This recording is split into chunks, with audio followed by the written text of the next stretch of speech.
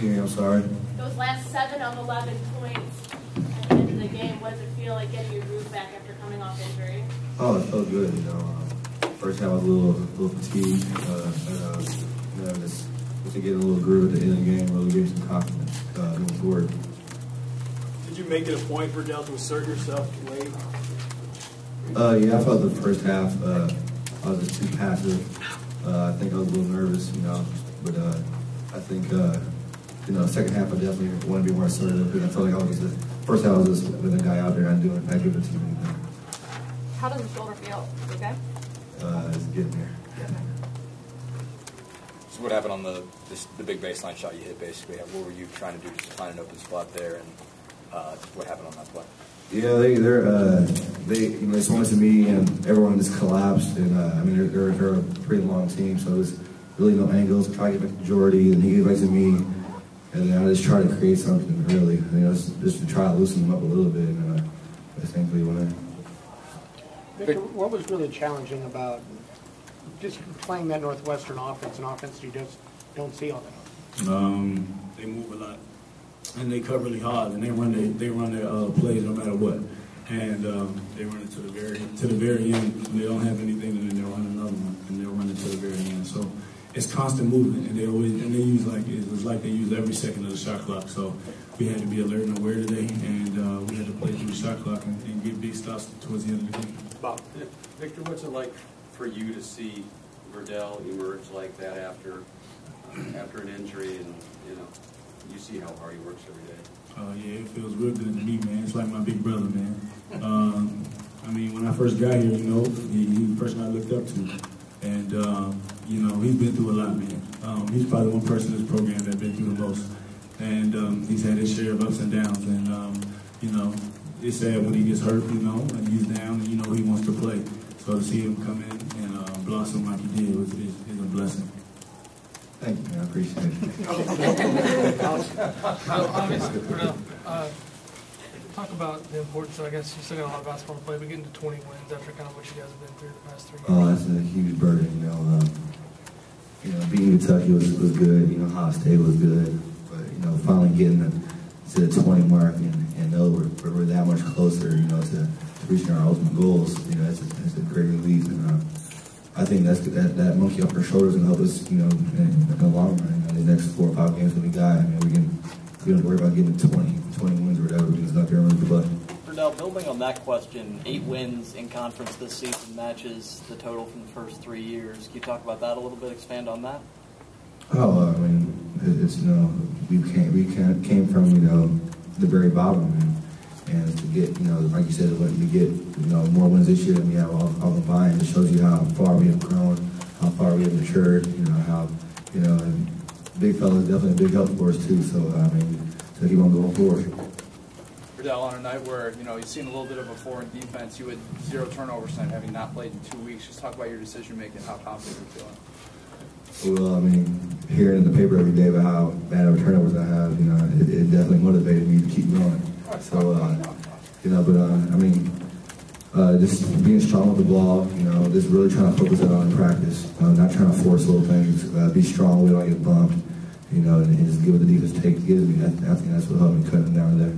Cody, can you talk about the tough mindedness you guys showed in the last 3 minutes? It's basically a tie game. How you guys kind of tough down the stretch? Yeah, they were playing desperate. They needed to win. We had a dry stretch there in the second half where we weren't playing too well, but it was a gritty win for us. Winning down the stretch, you just got to win it ugly sometimes. They brought a lot more 1-3-1 zone at you guys in the second half than they did in the first. It seemed like it kind of stalled you guys for a while. What made it so difficult? And what did you guys eventually do, I guess, to break it up a little bit? They got with Sherman on the outside, it's tough to get it around him, and then they're always flying around, so the guys aren't open very long, but I think we started to figure it out more as the second half went on, so just glad that we could get a win. Cody, when you committed, IU was still in the rebuilding process. What's it like to be part of this, getting back to 20 wins? It's definitely neat. I knew kind of when I committed that Coach Green had the program headed in the right direction, and the guys that they already had here was, we're always improving and working hard. But good to see everything is going well now. Verdell, you've heard a couple of boos here and there during your time here. I mean, how is it hurtful to you to hear that? No, I mean, I've been doubted and hated on ever since I was a little kid, so, I mean, things like that have motivated me to do, to go beyond what people expect. People said I'm too skinny to play, big D1 basketball. Proved it wrong. People said I can go a game without a turnover. Well, it's 2 games now, proved it wrong. Everything that I hear, the boos, all that, it motivates me to a level that you don't understand.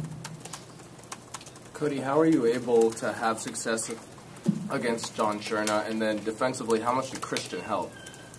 Sherna definitely a good player. They went with the smaller lineup, which was tough to defend, but it also created a lot of mismatches for us on the offensive end, just because they didn't have anyone match up with me and Christian's side. So I think that's kind of why they went to the 1-3-1 in the second half. Victor, you did a good job of denying Sherman the ball late in the game, especially what were some of the challenges that he presented? He was trying to post me up a lot, and he's big, he's like 6'9", and I was just trying to make sure he limit his touches, and then when he gets the ball, just stay in front and keep him in front and try to make him shoot tough shots. And I got beat on him once, and so I was just trying to do whatever it takes to really just to slow him down, because he was hot pretty much the whole game. So. Verdell, Cody was such a huge part of the offense throughout a lot of the game, and then he sits with 4 fouls, and it's up to the rest of you guys to really step up in crunch time. How did that work out, that you guys kind of just came together as a group and were able to grind out this big win? I think the biggest thing is that we got turnovers. When Cody was in there, it was easy for him to just throw it in and he'll bail us out and get a point. But like you said, when he fouled out, we had to find another way to score. And so we used a lot of turnovers and got layups and got wide open shots. Just driving and moving. So I mean, Cody's definitely a big part of our offense. But like you said, when he goes out, we have to find ways to still score. I think on the defensive end is how we get our points on the offensive end.